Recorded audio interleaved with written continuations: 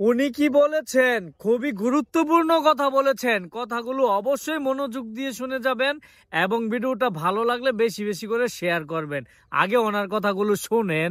জনগণের স্বার্থে আমাদের আগামী দিনের যে নির্বাচন, জনগণের ভোটের অধিকার নিশ্চিতকরণ এবং আগামী বাংলাদেশকে ফ্যাসিস্ট মুক্ত বাংলাদেশের যেই দুরবস্থা, এর থেকে উত্তরণে আমাদের 5টি মৌলিক অধিকার এবং আমাদের আগামী দিনের বাংলাদেশকে বিশ্বের দরবারে আত্মনির্ভরশীল জাতি হিসেবে তুলে ধরার জন্য ভারপ্রাপ্ত চেয়ারম্যান সারা বাংলাদেশে দানের শীষের প্রার্থীদের মনোনীত করেছেন।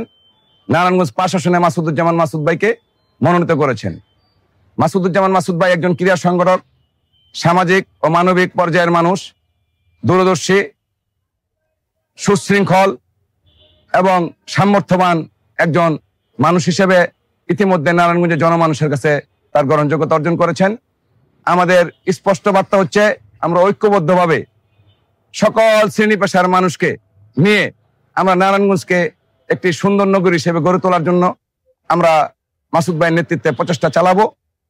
মানুষ কল্যাণমুখী রাজনীতির জন্য যে উদ্গ্রীব এবং আন্দোলন সংগ্রামে মানুষের প্রত্যাশা, সেই প্রত্যাশা পূরণে আমরা আগামী দিনে জনকল্যাণমুখী রাজনীতিকে আমরা প্রাধান্য দিচ্ছি। আমাদের ভারপ্রাপ্ত চেয়ারম্যান তারেক রহমানের নির্দেশনা।